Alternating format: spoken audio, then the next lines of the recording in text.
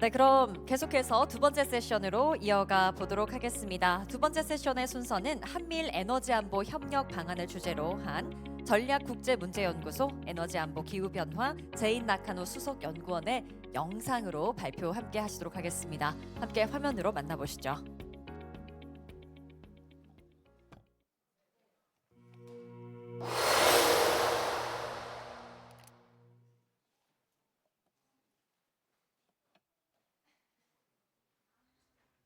Thank you, the Korea Chamber of Commerce and Industry, for the chance to share my view on the status and the prospect of energy security cooperation among the United States, the Republic of Korea, and Japan. Energy is the lifeblood of modern economy. Securing energy supply is critical to households, hospitals, and schools. It is also vital to various economic sectors, such as manufacturing and services. For major advanced manufacturing economies like the United States, Korea, and Japan, securing energy that is reliable and affordable is more than about energy security. It is about national economic security.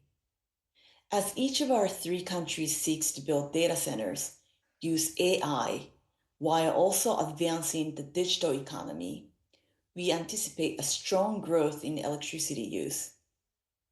In the United States, electricity consumption from data centers account for more than 4% of total US electricity consumption. The consumption is expected to increase by 130% between now and 2030. Both in Korea and Japan, data center power consumption accounts for roughly 2% of total power supply today.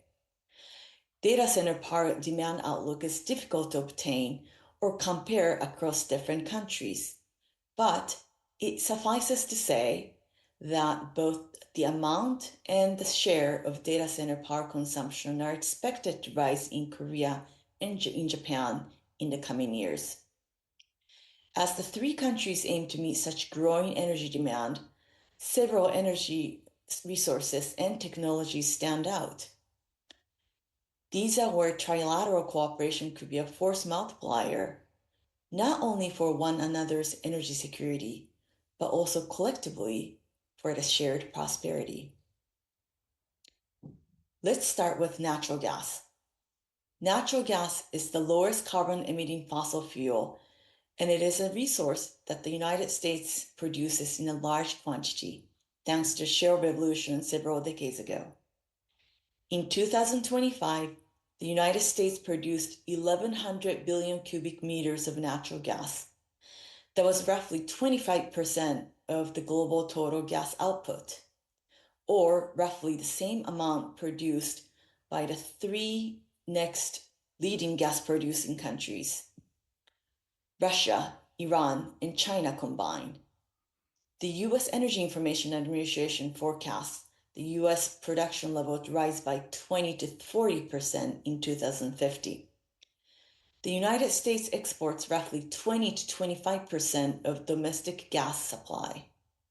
Of that export volume, roughly 60% is exported as LNG, while the remaining volume is transported by pipelines, mostly to Mexico. Good news is that American LNG export capacity is continuing to expand, and it can significantly help increase energy security of Korea and Japan, our key allies and two of the largest LNG importer countries in the world.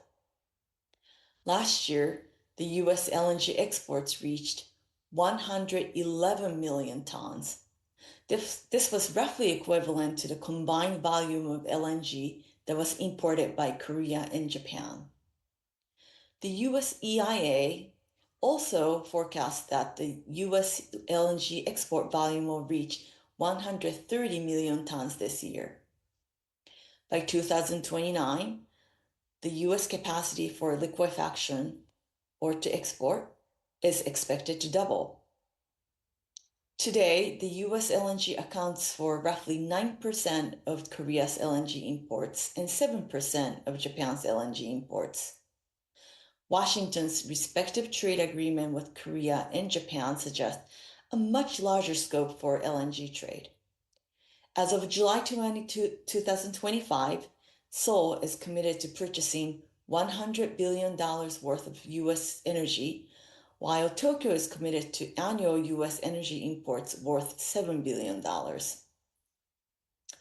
Also, energy stands out as an attractive area for investments in the United States, both under Seoul's $350 billion investment commitment, as well as Tokyo's $550 billion commitment.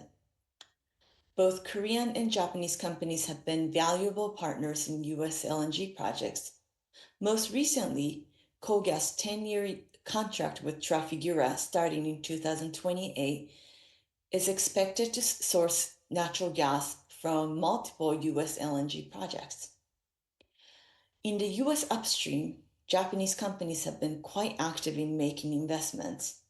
Since 2025, several large exploration and production companies, gas and power utilities, and trading houses have invested in US natural gas assets in places such as the Haynesville Basin.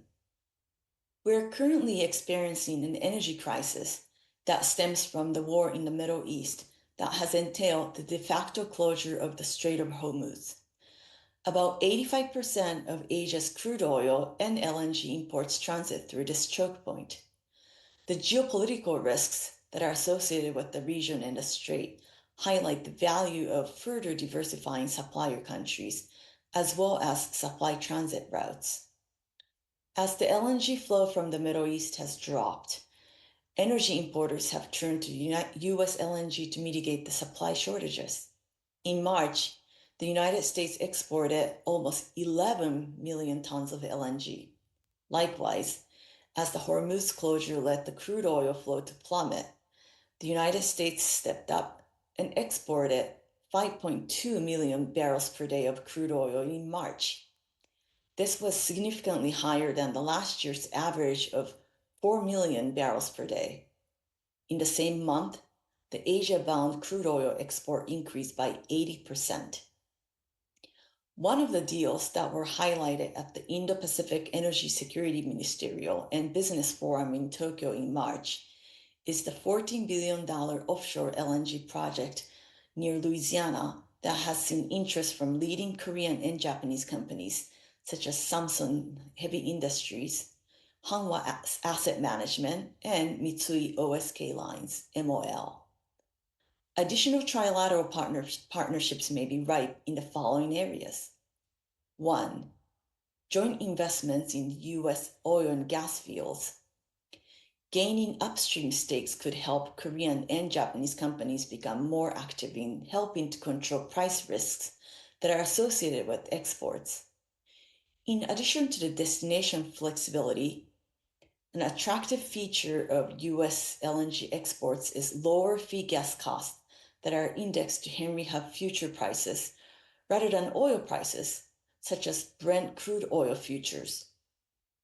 Upstream investments could not only provide economic value, but also energy security value as investors acquire greater insights into managing the price risks for feed gas supplies.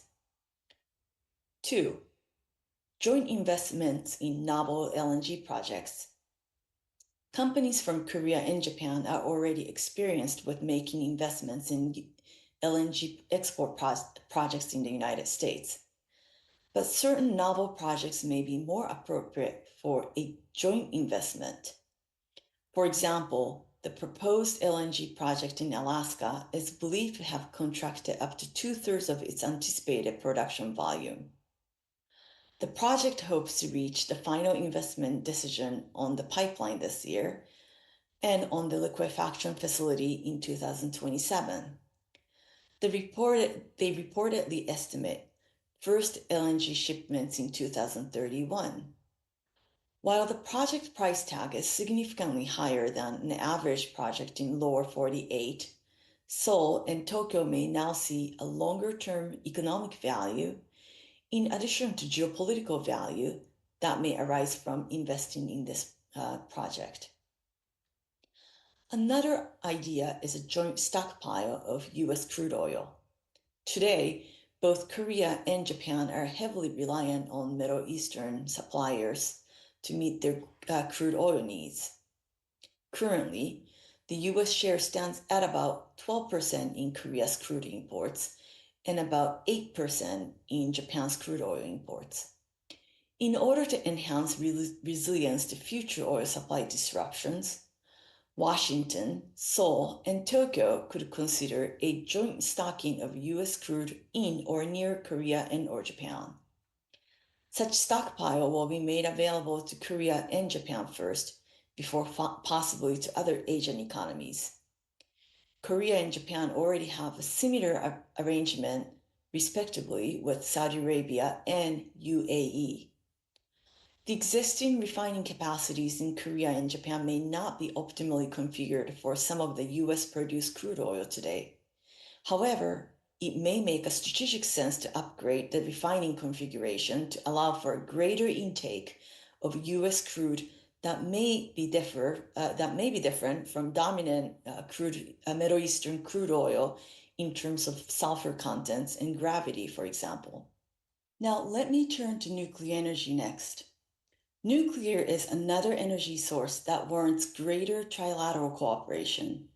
The United States, Korea, and Japan are three of the very few countries in the world that have nuclear science and technology expertise, a strong industrial base, and operational track record.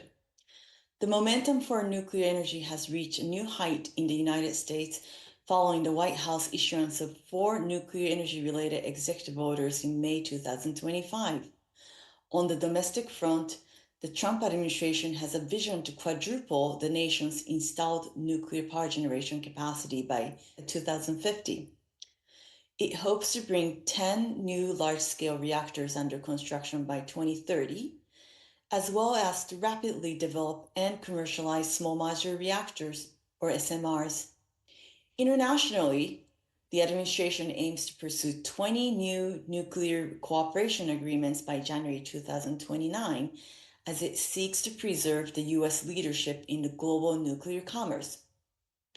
These targets are starting to mobilize a range of stakeholders, including US reactor vendors, utilities, industrial off-takers, and investors.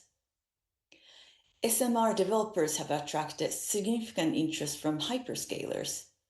These include investments and power purchase agreements for future power supply from projects that are under development.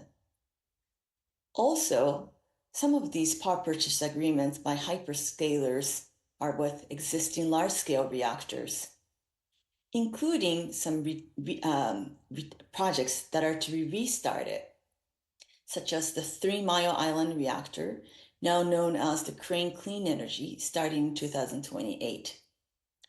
Many US developers of small modular and advanced reactors do not come with an existing network of suppliers. They therefore seek competent and experienced partners, domestic or foreign, that can manufacture components as well as build the plants.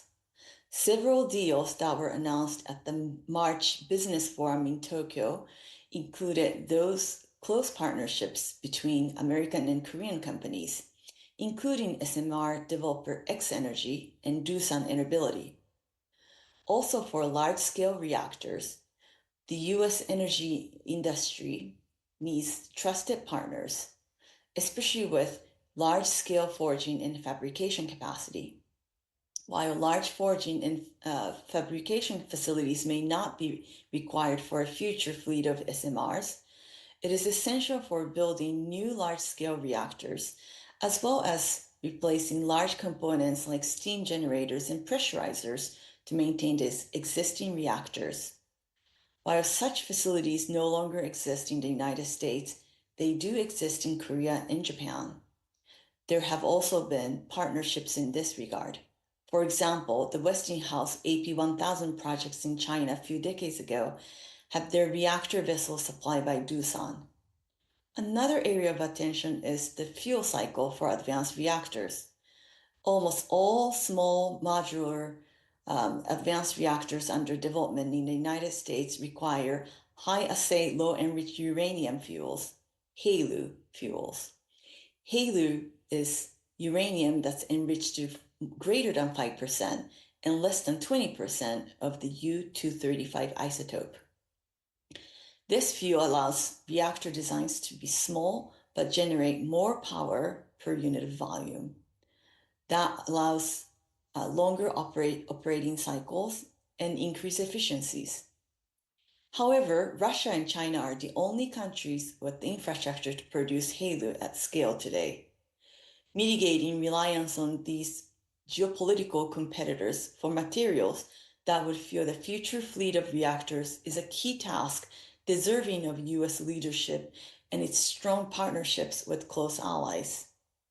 The US government has begun providing a combination of direct funding and contract awards to expedite the establishment of domestic enriched capacity.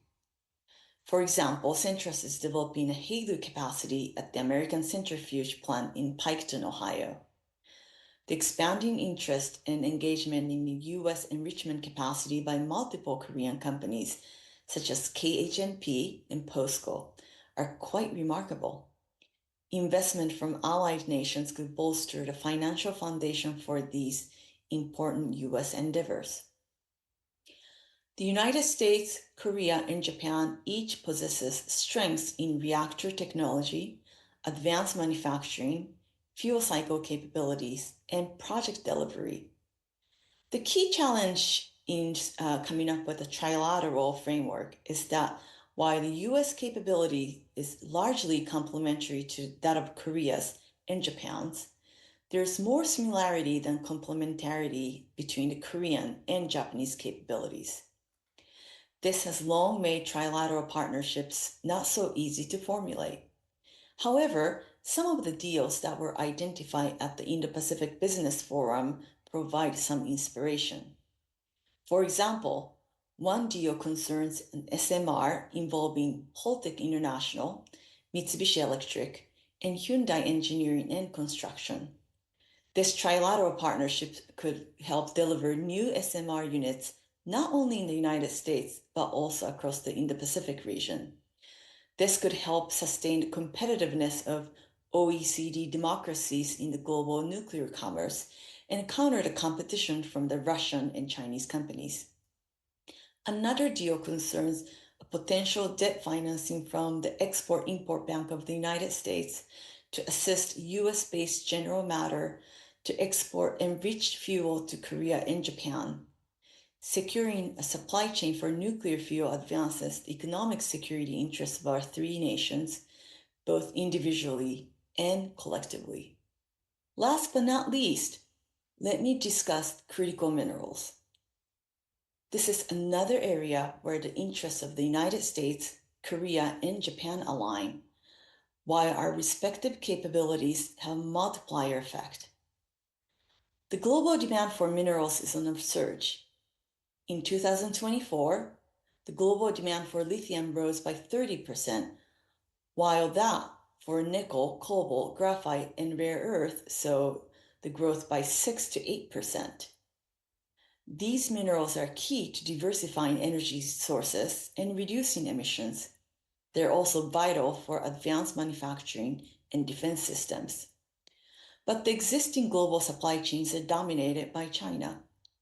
A series of export restrictions by China illuminates how minerals access is a strategic vulnerability that can be leveraged by a geopolitical competitor. Notably, China is the main import source for over 1/3 of minerals that are critical for the United States. Moreover, the United States has had over 90% import reliance on minerals like gallium and graphite. Korea is in an even more precarious situation with a near total net import reliance for all critical minerals. As Korea is one of the top producers of semiconductors, access to minerals for semiconductor manufacturing, such as gallium and germanium, is vital to its economic competitiveness. Japan is also highly import dependent for its critical minerals needs. Even though it has strived and to some degree succeeded in reducing dependence for Chinese rare earth supplies, the country still imports about 60% of its rare earth from China. In order to alleviate the supply chain challenge, the United States is pursuing multiple measures and mobilizing a significant level of resources. These include research and development for alternative materials and recycling, investments in new domestic capabilities in mining, refining, and processing, and trade and market measures to improve the transparency and robustness in minerals markets and trading. Except for the domestic mining, these are areas that Seoul and Tokyo appear to be focused as well. Moreover, Korea and Japan have already been vital partners to the US-led global initiatives, such as Pax Silica Initiative and FORGE. Formerly known as the Forum on Resource Geostrategic Engagement, FORGE is a new forum that was established earlier this year to succeed the Mineral Security Partnership. Bilaterally, Washington has been working with Seoul and Tokyo, respectively, to advance the security of critical mineral supply chains.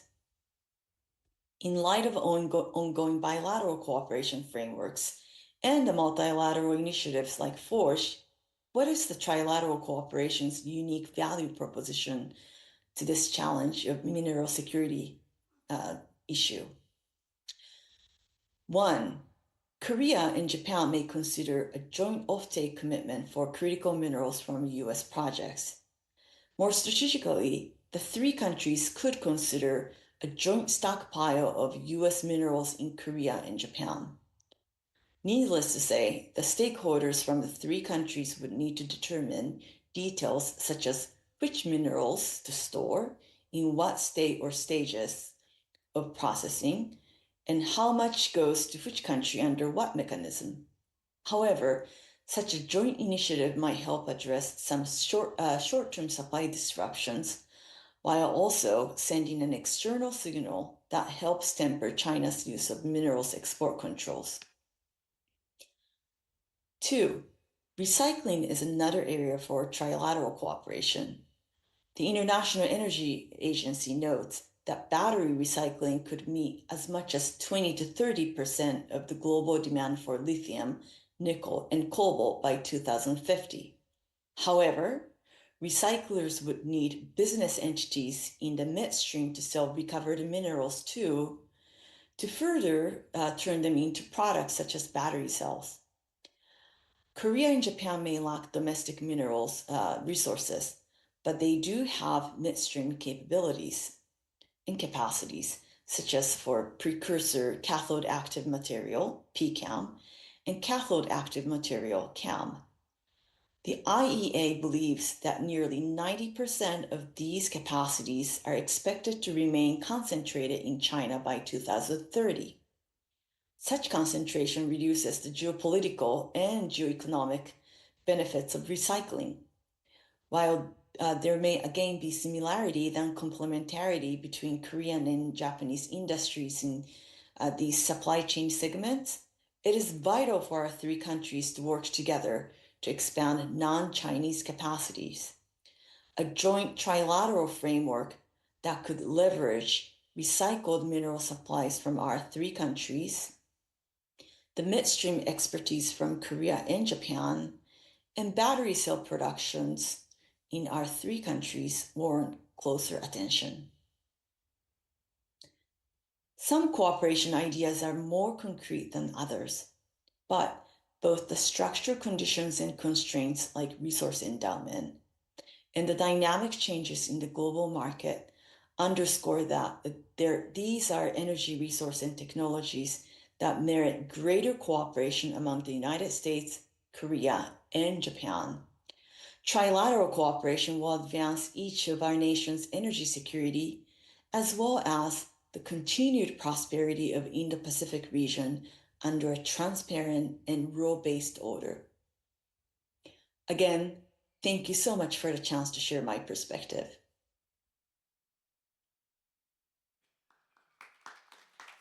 네, 감사합니다. 두 번째 세션 한미일 에너지 안보 협력 방안을 주제로 제인 나카노 전략국제문제연구소 에너지안보 기후변화 수석연구원께서 영상으로 발표 진행해 주셨습니다.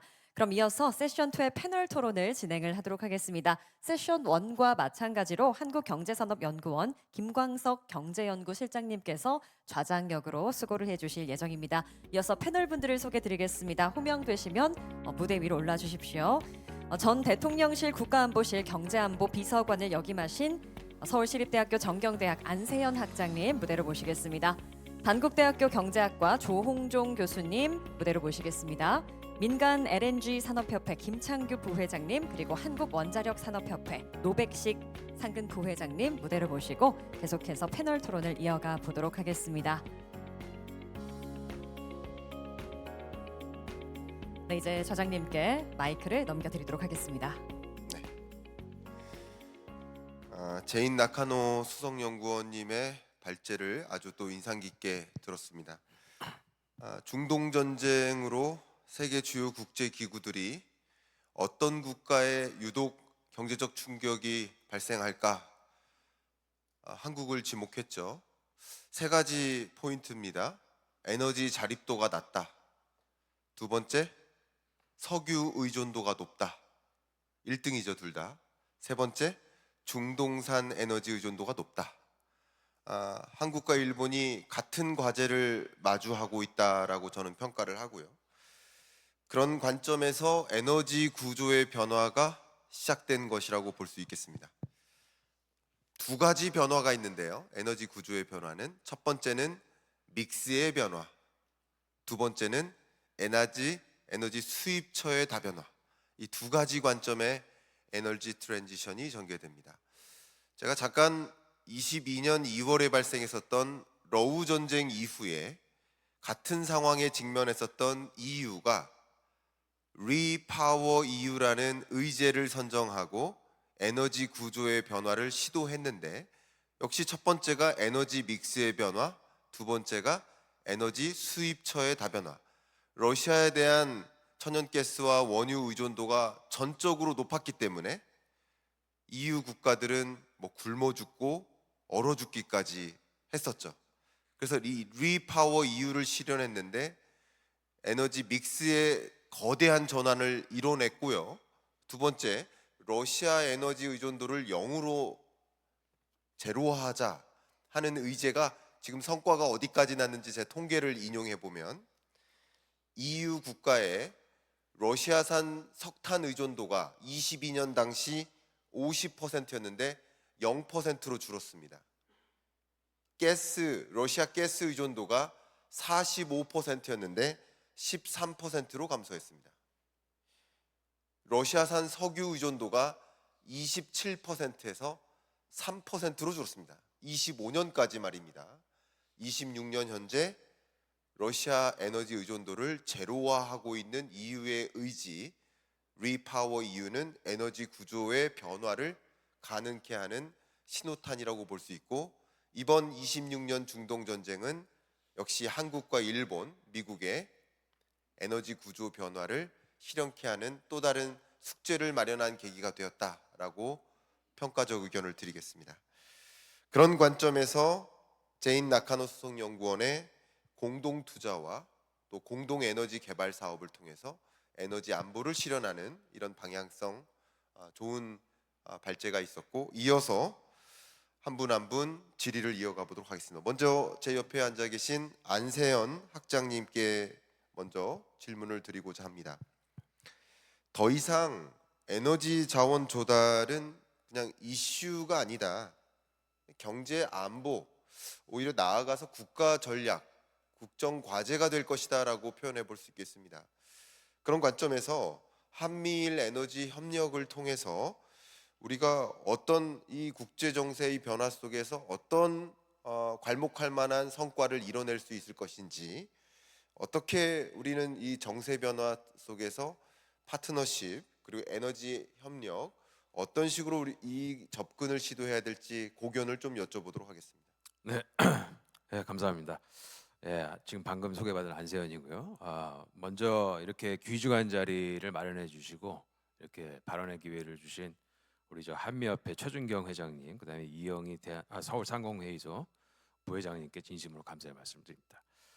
제가 이제 그 주어진 시간이 그렇게 많지 않기 때문에 7분 동안에 이제 하고 싶은 말을 이제 뭐 다 할 수 있을지는 모르겠습니다만 현실적으로는 좀 불가능하다고 생각합니다. 그렇지만 그 우리 김광석 교수님께서 이제 말씀해주신 그 이제 주요 포인트만 좀 제가 말씀을 드리면은 이 한미일 에너지 안보 협력 이거는 사실상 그 한미 에너지 안보 동맹 구축의 어떤 일환 또는 그 연장선상에서 접근하는 것이 맞다고 저는 생각합니다. 이 말씀을 드리는 이유는 사실상 이 한국과 일본, 미국이 이 3국이 에너지 협력을 하는 데 있어서 이론적으로 가능한 그 프로젝트는 굉장히 많지만 실제로 이거를 갖다가 실무적인 차원에서 접근을 하면은 여러 가지 또 장애물도 분명히 존재를 한다라는 점을 제가 좀 말씀을 드리고 싶고요. 나중에 시간이 있다면 이제 그 이유에 대해서도 좀 말씀을 드리고 싶고 특히 제가 좀 전에 강조했었던 한국과 미국 간의 그 에너지 안보 협력 관련해서 저희가 그 제일 중요한 것은 여러 가지 협력 프로젝트 중에서 프라이어리티를 설정하는 것이 굉장히 중요하다. 그래서 저는 그거 위주로 제가 좀 말씀을 드리고자 합니다. 그런데 이제 한국과 미국 간의 에너지 안보 협력을 설정하는 데 있어서 중요한 세 가지를 먼저 제가 좀 말씀드리고 싶은데요. 일단 첫 번째로는 에너지 안보의 개념이 2000년대 이후로 많이 확장이 됐다라는 점에 좀 주의를 할 필요가 있다. 자, 우리가 흔히 에너지 안보의 개념이 원유, 가스에 대한 어떤 에너지 확보 이런 것들을 주로 이제 얘기를 하는데 더 이상 에너지 확보가 에너지 안보의 주 개념이 아닙니다. 요즘 굉장히 대두되고 있는 것 중에서 중요한 포인트는 에너지 인프라에 대한 투자와 안전성 확보. 이것이 굉장히 더 중요한 새로운 컨셉으로 등장을 했고요. 이 세 번째로는 에너지 해양 수송로에 대한 어떤 관리하고 또 역시 안전성 확보. 그래서 요거를 좀 염두에 두고서 한국과 미국과 에너지 협력하는데 우리가 좀 포인트를 좀 둬야 되고요. 두 번째로는 미국의 에너지 안보 프라이어리티가 도대체 뭐냐? 이거를 저희가 제대로 알고서 접근을 해야 된다. 자, 미국의 에너지 안보 프라이어리티 중에서 저는 네 가지를 좀 간단하게 말씀드리고 싶은데 첫 번째로 이 요즘 호르무즈 이 사태로 인해 가지고 이제 많이 부각이 됐지만 미국의 에너지 안보 프라이어리티 중에서 가장 중요한 것은 에너지 해상 수송로를 도대체 어떻게 관리를 하느냐. 특히 호르무즈, 말라카, 메콩강 유역, 전문 용어로는 GMS라고 합니다. 그레이터 메콩 서브 리전이라고 해가지고 그 다음에 여기다 그린랜드까지 여기서 이제 미국이 원하는 것이 중국과 러시아의 에너지 수송을 잘 모니터링을 하면서 때로는 통제, 또 때로는 필요에 따라서 봉쇄도 할 수 있다라는 점에 저희가 좀 주목을 할 필요가 있다. 특히 중국의 에너지 수송로를 어떻게 해서든지 관리를 해 나가겠다라는 것이 미국의 에너지 안보 프라이어티 중에 굉장히 중요한 점 하나고요.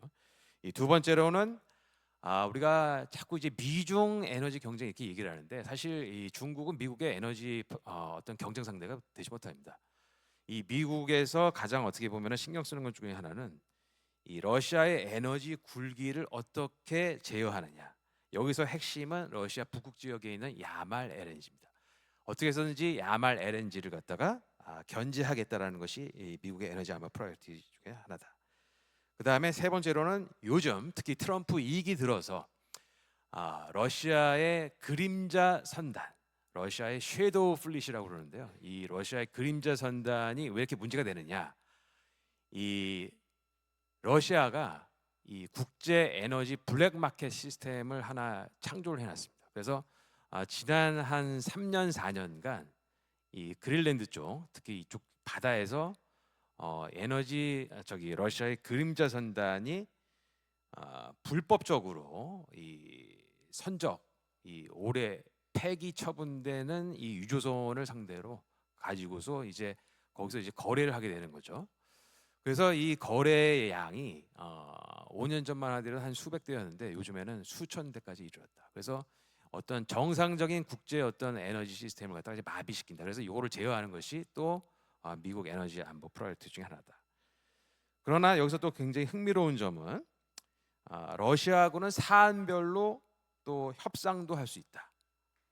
어떤 공동의 이익이 존재하냐면 유럽을 관리한다는 점. 그래서 이런 그 미국의 에너지 안보 프라이어티를 저희가 제대로 파악한 다음에서야 미국과 비로소 실질적으로 효과적인 에너지 협력을 좀 할 수 있다라는 점 말씀을 드리고요. 그다음에 세 번째로는 글로벌 에너지 안보 지정학하고 마켓 트렌드가 도대체 뭐냐. 그래서 그런 거를 좀 잘 파악하는 것이 굉장히 중요하다. 사실 이 앞서 이 발표했었던 제인 나카노는 제 아주 친한 친구이기도 한데 제인 나카노가 얘기한 거는 제가 이제 반복하지는 않겠습니다. 왜냐하면 여기 시간이 많이 없기 때문에. 근데 그 중에서도 제가 이제 두 가지를 좀 말씀드리고 싶은 거는 아까도 그 에너지 초크 포인트 말씀을 드렸지만 이제 호르무즈는 하나의 이게 전초전이다. 결국에는 말라카, 파나마, 그린랜드, 그다음에 메콩강 유역에서 분명히 또 이 미국과 중국 또는 미국과 러시아 간의 생존 게임 또는 파워 게임이 또 분명히 벌어질 거다. 그래서 여기에 한국이 어떻게 참여를 할 수 있느냐를 이제 모색하는 것이 어떻게 보면은 향후 한국과 미국 또는 한국과 미국과 일본 간의 에너지 안보 협력의 굉장히 중요한 포인트라고 말씀드릴 수가 있을 것 같고요. 그다음에 알래스카 LNG에 대해서도 제가 좀 말씀을 드리면은 다소 아쉬운 점이 호르무즈 사태 터지기 전에 한국이 좀 더 액티브하게 좀 더 관심을 가지고 진출을 했었으면은 좀 좋았을 텐데라는 생각이 저는 개인적으로 갖고 있습니다만은 이제는 이 알래스카 LNG 프로젝트가 어떻게 보셔야 되냐면은 미국의 인도 태평양 안보 전략의 핵심 어떻게 보면은 축이 됐습니다.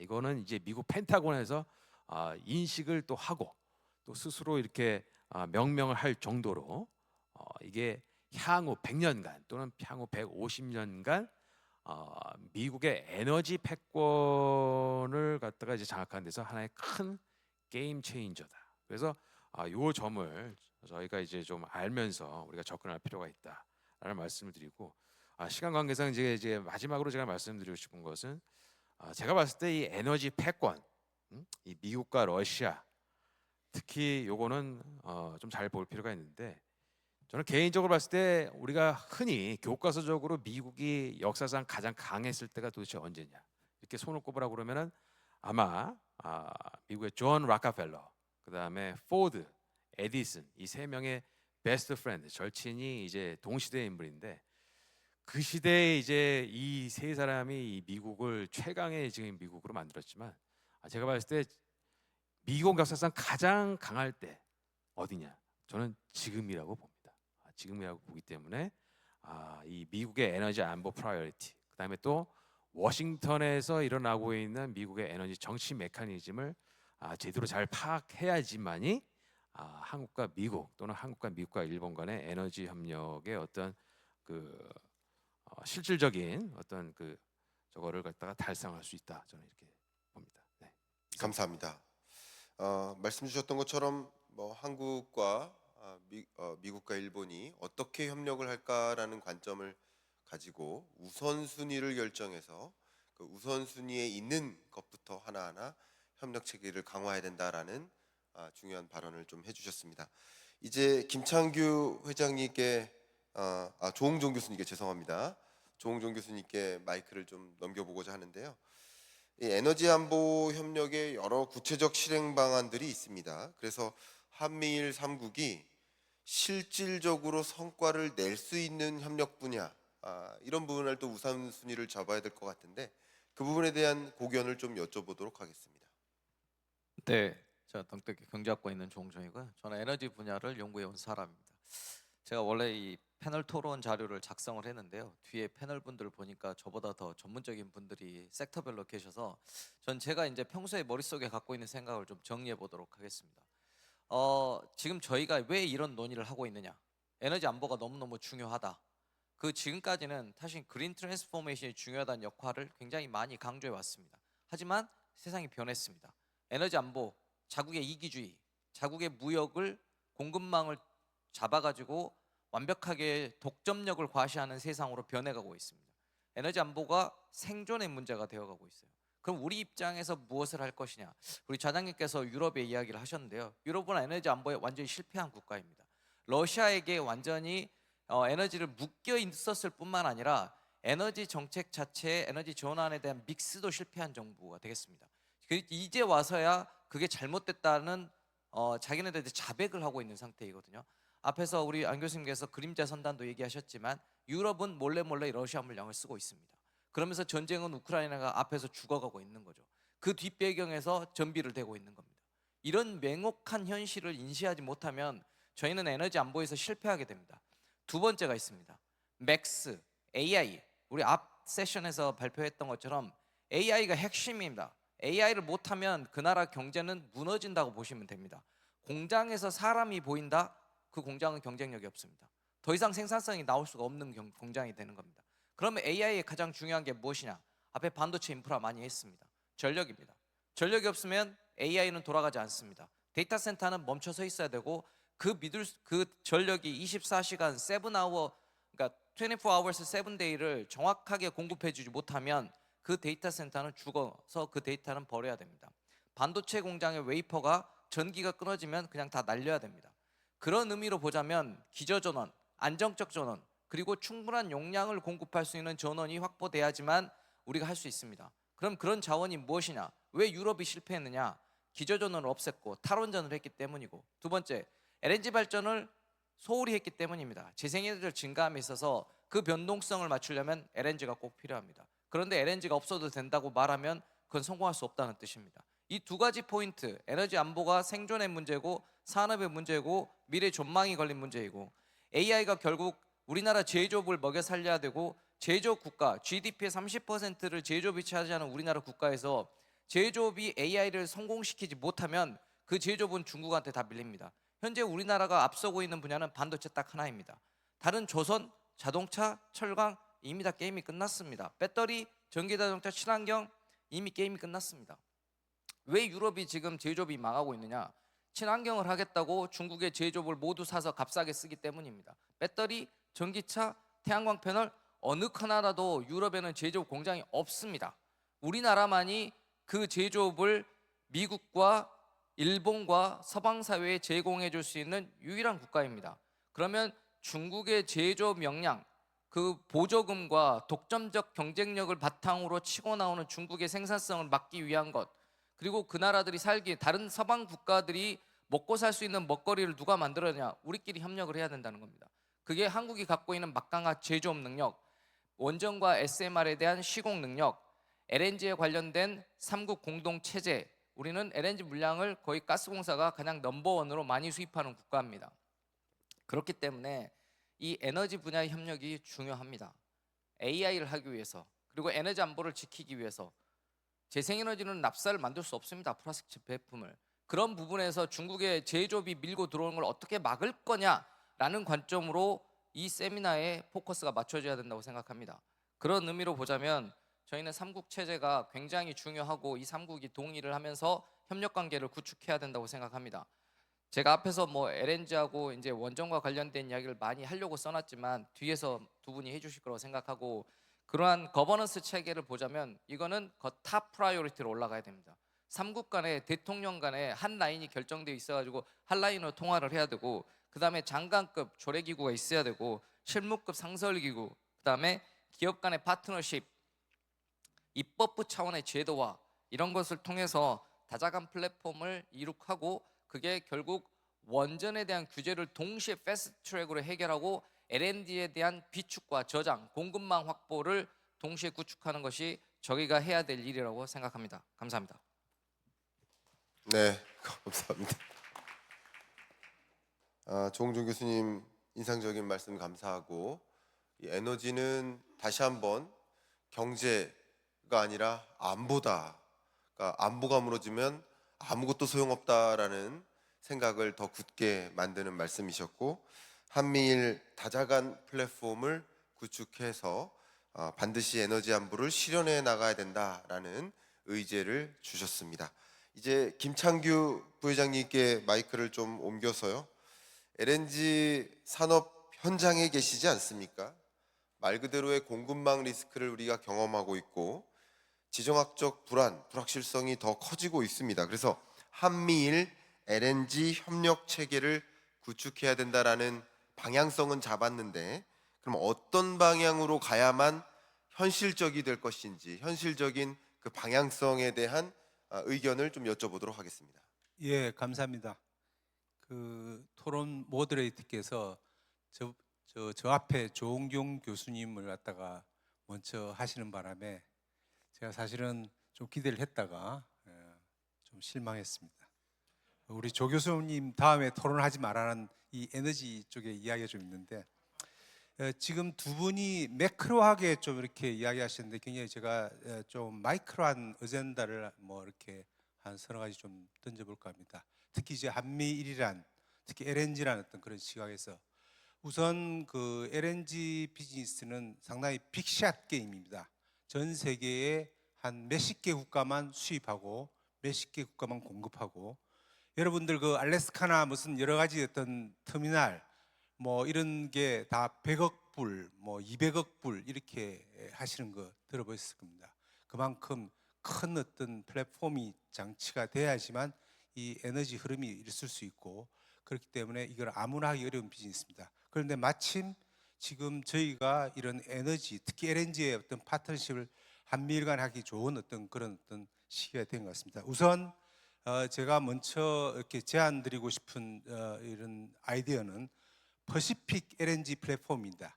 지금까지 모든 그 LNG에 대한 그 미국 특히 LNG 셰일가스는 다 이 멕시코만에 있는 그 루트를 통해서 터미널이 발달돼 있고, 그게 파나마나 아니면 이제 저 밑으로까지 돌아서 왔기 때문에 사실 아시아의 마케터빌리티가 그렇게 높지 않았습니다. 그런데 지금 최근에 LNG의 분야에서 LNG 캐나다 해서 그쪽에서 지금 그 태평양 쪽에 어떤 그런 터미널 지금 완성해서 지금 수출하고 있고요. 다음에 멕시코 퍼시픽이라고 해서 그쪽에서도 이런 어떤 미국 LNG를 갖다가 멕시코 쪽으로 해서 태평양을 연계해서 지금 아시아 시장을 보고 있습니다. 그래서 앞으로 이 퍼시픽 라인이 되는 미국의 캘리포니아나 오레곤 또 이제 워싱턴 주에서, 물론 쉽지는 않은 이야기지만 그쪽에서 이런 어떤 파이프라인과 연계한 터미널 시스템을 갖추게 되면 굉장히 좋은 이 라인, 저기 퍼시픽의 LNG 플랫폼이 구축될 수 있을 것 같습니다. 이런 것이 제가 봤을 때는 중동 LNG에 비해서 굉장히 여러 가지 장점 있는 수송이라든지 안보라든지, 조금 전에 우리 안 교수님 말씀대로 그 초코 포인트를 다 피할 수 있는 좋은 어떤 아이디어가 될 것 같고요. 두 번째로는 우리 안 교수님도 지적했지만 알래스카 프로젝트입니다. 요거는 단순하게 LNG로만 볼 게 아니고 사실상 한미일 간의 어떤 그런 파트너십을 할 때에는, 특히 이런 어떤 에너지 분야 할 때는 더 중요한 것이, 아까 우리 그 제인 나가노 저기 박사도 말씀하셨지만 핵심 광물 분야에 어떻게 우리가 포지셔닝 할 것이냐, 그리고 글로벌 매핑을 어떻게 할 것이냐인데, 그쪽에 사실은 LNG 플러스 전력이 필요합니다. 그래서 알래스카 자원 개발에 대해서는 한국과 일본이 가지고 있는 여러 가지 엔지니어링 어떤 기술력이라든지 노하우와 미국이 촘촘하게 가지고 있는 어떤 여러 가지 어떤 그런 알래스카의 어떤 그런 어떤 이런 어떤 맵 이런 걸 활용해 가지고 LNG 플러스에서 이런 어떤 핵심 광물이라든지 어떤 여러 가지 어떤 에너지의 어떤 그런 어떤 포스트를 갖다가 잡는 것, 그걸 갖다가 에너지 파트너십으로 좀 디벨롭 시킬 필요가 있다는 거고요. 그래서 앞으로 한미일의 협력의 모델을 우리가 뭐 이렇게 찾자 그러면 룩 알래스카 그런 어떤 생각도 좀, 룩 알래스카 프로젝트 이렇게 우리가 한번 재책임질 할 수 있는 것도 좋은 생각일 것 같습니다. 다음에 세 번째로는요, 그 이렇게 한미일 간의 LNG는 수급 차원에서 굉장히 절실합니다. 지금 전에 우리 조홍종 교수님께서도 터치했지만 미국이 셰일가스를 통해서 많이 들어오는 어떤 LNG 공급 능력, 그다음에 한국과 일본의 어떤 수요 어떤 필요성 이런 것뿐만 아니고 사실은 아시아권 전반이 좀 더 훨씬 더 청정한 이런 LNG 연료를 필요로 하고 있습니다. 중국뿐만 아니고 대만, 그다음에 이제 베트남, 필리핀, 또 저 밑으로 와서 인도, 태국, 뭐 말레이시아, 인도네시아, 저쪽에 방글라데시, 파키스탄에서 아시아 전역이 지금 특히 인구 밀집 지역은 앞으로 목탄을 LNG로 다 바꿔야 됩니다. 그래서 LNG에 대해서 아시아의 LNG 시스템을 저희가 파트너십 할 때는 굉장히 좋은 어떤 게 됩니다. 왜냐하면 미국은 셰일 가스를 통해서 LNG에 대해서는 전 세계 최대의 어떤 공급국가 되고, 그다음에 이런 어떤 LNG의 어떤 시스템을 갖출 때는 한국과 일본만큼 적기에 제대로 맞추어서 도시가스가 되든지 열이 되든지 발전이 되든지 그런 어떤 주방 무슨 에너지라든지 이런 걸 갖다가 갖출 수 있는 나라가 그렇게 많지 않습니다. 그래서 그런 걸 갖다가 할 수 있는 한일 간의 협력의 어떤 서플라이의 어떤 그런 비즈니스 모델과 그다음에 수요를 제3국 특히 아시아권 더 나가서 중남미라든지 예를 들어서 뭐 아프리카까지도 볼 수 있을 것 같습니다. 다음에 이제 그 조 교수님께서도 지적했지만 그 데이터 센터 요거는 사실은 에너지 특히 LNG 분야에서 굉장히 필요합니다. 여러분 잘 아시겠지만 모든 그 발전은 석탄부터 이렇게 좀 시작했습니다. 석탄 발전소는 발전소가 석탄을 도입하기 때문에 굉장히 많은 부지가 필요한데 이 석탄 발전소가 CO2를 갖다가 많이 방출하고 그래서 LNG로 바꾸면 현재 지금 석탄 발전의 CO2를 갖다가 반 이상 줄일 수 있고 다음에 부지도 반 이상 줄일 수 있습니다.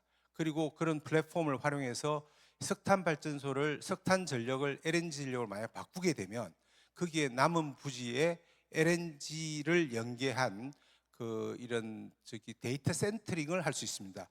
대부분의 아시아권 국가들이 석탄 발전소가 인구 밀집 지역이나 소비 시장과 연계되어 있습니다. 이런 시장에 LNG 발전소를 로 트랜스폼을 하고 그다음에 거기에 데이터 센터를 두게 되면 LNG는 특성상 그 바다를 건너는 이 액화된 걸 갖다 기화시키면서 LNG 냉열이라는 게 나오는데 이것이 지금 데이터 센터 운영에 쿨링에 들어가는 전력을 거의 커버를 할 수 있습니다. 그래서 그런 여러 가지 어떤 그런 입지적인 면이나 아니면 에너지 효율 면이나 데이터 센터의 운영 면에 좋고 특히 데이터 센터는 앞으로 우리가 그 빅테크만 필요한 게 아니고 아마 모든 국가에서 모든 필요한 데이터 센터링이 다 구축될 필요가 있습니다.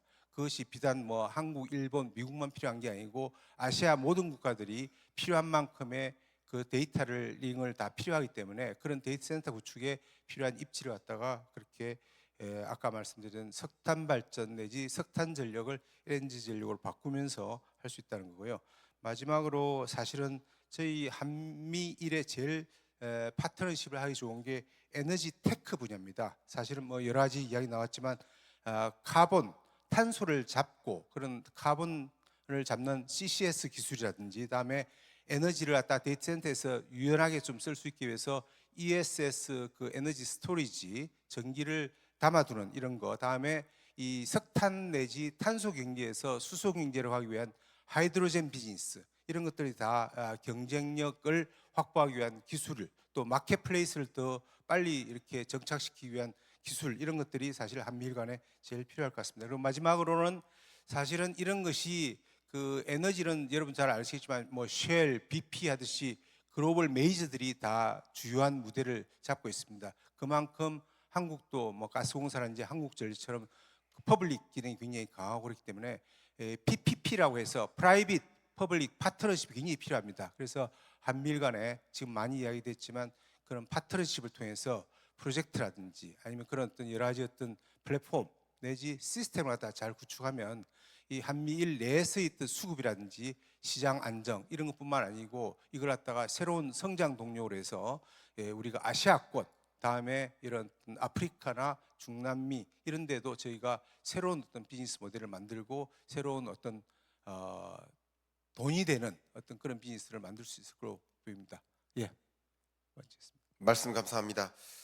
말씀 주셨던 것처럼 뭐 한미일 다자 간의 플랫폼을 구축해서 어떻게 구체적으로 LNG 협력을 구현해 나갈 것인지 그런 제안들을 상세하게 해주셨고 특히 퍼시픽 LNG 플랫폼이라는 또 제안까지 해주셔서 좀 인상 깊게 제안을 좀 들었습니다.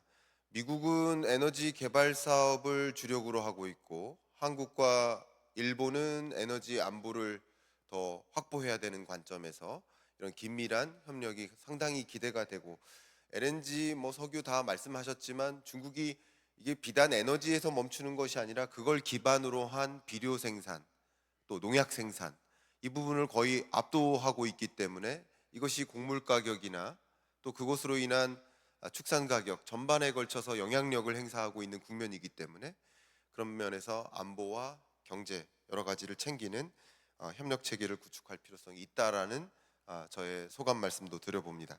자, 마지막으로 노백식 부회장님께 마이크를 좀 옮겨보도록 하겠습니다.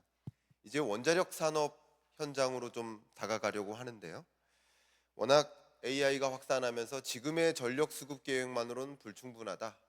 AI 또 그 밖에 데이터 센터 인프라 건설 전반에 걸쳐서 필요한 것이 원자력으로 주목을 받고 있고요. 그렇지만 아직까지도 현실적 제약들이 많이 있지 않습니까? 이런 상황에서 한미일 3국이 원전 그리고 두 번째는 SMR 이 분야에 걸쳐서 실질적인 어떤 가시적 성과를 내기 위해서는 어떤 협력을 우리가 시도해야 될 필요성이 있다라고 생각하시는지 산업계 입장을 좀 여쭤보도록 하겠습니다. 예, 반갑습니다. 저 한국 원자력 산업협회 노백식입니다.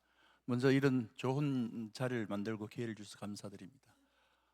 조금 전에 우리 김광석 교수님과 우리 조홍정 교수님보다 말씀하셨다시피 결국은 요즘은 국가 에너지 안보의 확보 차원에서 또는 키 이슈가 되고 있는 AI 산업의 지속 유지 발전을 위해서 안정적 전력 확보가 결국은 국가 경쟁력의 핵심 그게 되는데 그 중에서 왜 특별히 요즘 여러분들 많이 언론을 통해서 보시는 바와 같이 많은 국가들의 원자력을 그렇게 많이 이렇게 하려고 하는지에 대한 것을 현상을 좀 분석을 하고 그러면 말씀하신 대로 한미일을 어떻게 왜 협력을 해야 되는지 어떻게 협력을 해야 될 건지에 대해서 간략하게 말씀을 드리겠습니다. 조금 전에 우리 CSI에서 제인 나가노가 결국은 이제 미국에서 원전 사업을 성공을 하려 그러면 결국은 한국과 일본이 협력을 해야 된다. 이런 여러 가지 발표가 있지만 그 중에 상당히 좀 관심 있게 들었고요. 결국은 안정적 전력 공급이 결국은 이제 AI 산업 발전 전체 국가 경쟁력하고 필수이기 때문에 원전을 하려고 한다고 생각합니다. 그 중에서도 여러분들 잘 아시다시피 원전 전기라는 게 결국 이제 중심을 받고 있는 게 리라이블하고 신뢰성이 있고 어포더블한 전기다. 결국은 안정적으로 전력을 확보하지만 그게 어느 정도 필요할 때 언제든지 항상 공급할 수 있고 그걸 경제적인 가격을 확보할 수 있느냐? 전력을 공급한다 해서 다 그 한 건 아니고 결국은 산업계에서 또는 일반 국민들이 필요하는 그 수준에 그걸 공급할 수 있어야 되는 거죠. 그걸 어떻게 하느냐 그런 관점에서 원자력이 적정한 대안이다라고 생각하기 때문에 전 세계적으로 하고 있다고 생각합니다.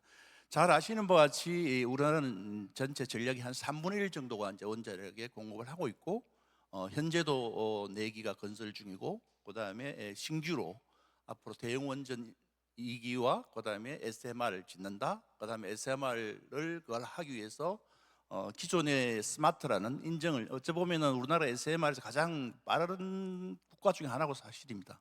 왜냐하면 기존의 그 규제기관으로 인정을 받은 스마트라 원자력이 있지만 그거보다 좀 더 개선된 ISMR이라는 걸 현재 개발을 하고 있고 지난 2월에 이제 표준 설계를 완료하고 규제기관에 인가를 신청해서 완료가 되게 되면 29년부터 건설해서 35년 이제 준공을 하고 있는 목표를 하고 있고 그런 상황이라서 우리나라는 사실 어찌 보면 전 세계가 부러워하는 그런 원전 그동안 여러 가지 우여곡절이 있었지만 가장 강력한 인프라를 갖고 있는 그런 장점이 있습니다. 미국 또한 전 세계적으로 현재 가동 중인 원전이 가장 많이 있지만 그동안 신규가 없었습니다. 그럼에도 불구하고 근래에는 조금 전에 앞에서 말씀드린 그런 사유들로 인해서 여러 가지 마이크로소프트라든지 홀텍이라든지 아마존 빅테크들이 이미 그 운영 허가가 완료된 원전을 그 기업들이 투자를 해서 새로 라이선스를 받은 후에 가동하면서 전기를 안정적으로 공급하겠다. 이런 부분을 지금 많이 추진을 하고 있으니까 이런 내용들은 언론을 통해서 이미 보았을 겁니다. 또한 작년 5월에 트럼프 행정부에서 앞으로 2050년까지 현재 대비 3배의 원전, 즉 300기가의 원전을 더 짓겠다. 이런 이제 야심적인 그걸 해서 2050년 되면 지금보다 4배의 원전이 들어가겠다. 그런 계획이 있을 거요. 잘 아시는 바와 같이 뉴스케일이라든지 테라파워라든지 엑스에너지, 아크사라든지 오클러라든지 이런 회사들이 경쟁적으로 원전을 현재 개발하고 건설 중에 있고 구글이나 메타, 오픈 AI 이런 경쟁적으로 원전에 투자를 하고 있습니다. 그렇지만 조금 이따가도 나오겠습니다. 제가 가장 핵심인 미국에서 핵심인 SMR 같은 경우에 개발되는 정도를 보게 되면 전체 건설할 때 100이라고 한다면 제가 추정컨대 미국에서 지금 언론에 오르내리는 이 SMR 수준이 현재 적게는 10%, 많아도 30% 정도. 보통 국내 원전을 건설 착수하는 시점에서 보통 설계가 한 70% 정도 됩니다. 그렇게 30%니까 아직은 초기 단계다. 갈 길이 많이 있다. 이런 상황이죠. 그래서 여러 가지 앞으로의 가야 될 길이 멀고 난관이 많이 예상될 것이다 생각합니다. 일본 또한 보게 되면 전체적으로 그동안에 후쿠시마라는 전 세계가 아주 유명한 사고를 겪었지만 그동안에 좀 중단됐던 원전에 대해서 다시 33기 중에서 현재 14기가 재가동되어 있고 나머지 중단된 원전에 대해서도 여러 가지 검토와 설비 개선을 거쳐서 재가동을 준비를 하고 있습니다. 아울러서 신규도 하겠다 이런 것 정책을 발표했고요. 아시는 바와 같이 SMR 분야에서는 일본이 GE 히타치가 BWRX라는 원전을 가지고 미국과 북미 시장에 또는 유럽 시장에 적극적으로 진출하고 있는 그런 상황입니다. 그렇지만 우리 세계 원전 산업의 현재 상황을 살펴보면 한국은 조금 예외입니다만 잘 아시는 미국의 보골원전, 사실은 그거는 보골원전은 원래 당초 계획했던 것보다 7년 이상 건설 기간이 지연되었고 핀란드의 오클리토 3호기 같은 경우는 14년이 지연됐습니다. 프랑스의 프라망빌 3호기도 지연됐는데 그때 12년이 이제 지연되었고 영국의 현재 히클리 포인트 C라는 원전이 건설 중인데 현재까지 5년 지연됐습니다. 앞으로 얼마나 더 갈지를 모르는 상황입니다. 결과적으로 비용 측면에서도 당초 계획한 비용보다는 2.5배 또는 3배, 4배의 비용이 늘고 있기 때문에 이게 사실은 상당히 큰 난관이죠. 아주 적극적으로 하고 있지만 우리가 직면하고 있는 그런 현실들은 그래 녹록지 않다. 상당히 앞으로 갈 길이 많이 멀다라는 거를 이제 생각. 그렇기 때문에 결국은 우리가 해야 되니까. 그러면 그런 문제점이 앞에서 말씀드린 그런 문제점이 조출된 원인은 뭐냐? 결국은 그 동안에 여러 가지 후쿠시마 사고라든지 이런 것 때문에 각국별로 원전을 새로 지은 게 없습니다. 없기 때문에 공급망이 무너지고 인력이 그동안에 신규 들어오가 없고 이런 현상들 때문에 그동안에 많이 이제 어려움을 겪고 있습니다. 그게 결국 지금 하려 그러니까 이제 걸림돌이 되고 있는 거죠. 그런 측면에서 보면 결국 우리나라는 현재 고리 1호기가 도입된 이후에 그동안 평균 1.8년에 한 개씩 계속 지어왔습니다. 그렇기 때문에 지금 현재 세계에서 봤을 때 가장 부러워하는 원전 공급망을 갖고 있는 그런 국가가 되기 때문에 결국 여러 아시다시피 UAE라든지 성공 사례도 있고 다른 데서도 협력을 해야 된다 이런 상황이고 제가 작년에도 그렇고 미국하고 계속 접촉을 하면 현재 하고 있는 미국의 원전 확대 정책 또는 SMR 정책을 성공을 하려고 하면 결국 한국하고 협력을 해야 된다. 그렇기 때문에 적극적으로 협력을 해야 된다 하는데 오늘 다시 그런 말씀을 드릴 기회가 있어서 상당히 좋습니다. 그러면 구체적으로 그런 우리가 안고 있는 전 세계에 안고 있는 이런 여러 가지 열악한 환경에서 협력할 방안이 뭐냐 좀 크게 말씀을 드리면 기초적으로 R&D 분야를 먼저 협력을 하면 쉬울 것이다. 학계나 연구계 위주로 해서 신규 원전 SMR 개발이든지 운영하는 과정에 또는 앞으로 차세대 원전을 하려고 그러면 여러 가지 데이터가 많이 있습니다. 오랜 시간에 어떤 연구 개발을 해야 되는데 이 부분에 대해서 연구를 시작을 하면 상호에 윈윈할 수 있는 그런 것이 될 수도 있고 협력을 틀을 만들 수 있는 좋은 그게 될 것이다 이렇게 생각을 합니다. 또한 아울러서 이제 가장 중요한 원전 공급망, 일반적으로 원전 공급망을 이야기를 하면 설계부터 제작, 시공, 설치, 그다음에 운영, 여러 가지 인허가 부분까지 확 많이 있습니다. 국내 원전 기업이 한 1,300개 정도의 활동하고 있는 거로 저희들이 추정을 하고 있는데 다양한 그 중에서 없어도 되는 이런 분야는 아닌 거고요. 전 분야에 다 세심한 어떤 다양한 그런 기업들이 있어야만이 원전을 앞에서 말씀드린 그런 공기 지연 없이 갈 수가 있는데 다른 나라 그동안 중단되었던 미국이나 유럽이나 이런 국가들은 그런 망이 이렇게 무너져 있기 때문에 앞에서 말씀드린 건설하는 과정에서 공기 지연이라든지 비용 상승이라든지 이런 게 이제 초래되고 있는 거죠. 이런 부분에서 결국은 한미일이 그런 공급망을 공유를 하는 얼라이언스를 만들어서 이렇게 정기적으로 만나다든지 여러 가지 논의를 협력 방안을 논의하는 그런 툴을 만드는 게 큰 틀에서 아주 효과적일 것이다라고 생각하고요. 마지막으로 협력하는 가장 이제 좋은 모델이 조금 전에 우리 조홍종 교수라든지 그다음에 우리 CSI 나가나도 이제 이야기를 했다시피 현재 미국에 적극적으로 추진하고 있는 원전 확대 정책, 신규 원전 건설 또는 SMR 추진의 함에 있어서 결국은 원전은 장기간의 투자, 대규모 자금과 장기 기간이 필요하기 때문에 그런 어떤 여러 가지의 어떤 가는 과정에서 리스크라든지 금융 조달이라든지 이런 문제가 있기 때문에 그거를 이제 협력을 하면 되겠다. 미국에서 하고 있는 공동 사업을 한미일이 같이 개발하고 같이 투자를 하게 되면 결국은 그 협력을 하게 되면 현재 하고 있는 사업, 준비하고 있는 이 사업을 실패를 줄이고 성공 가능성을 높일 것이다 라는 걸 이제 생각을 하고요.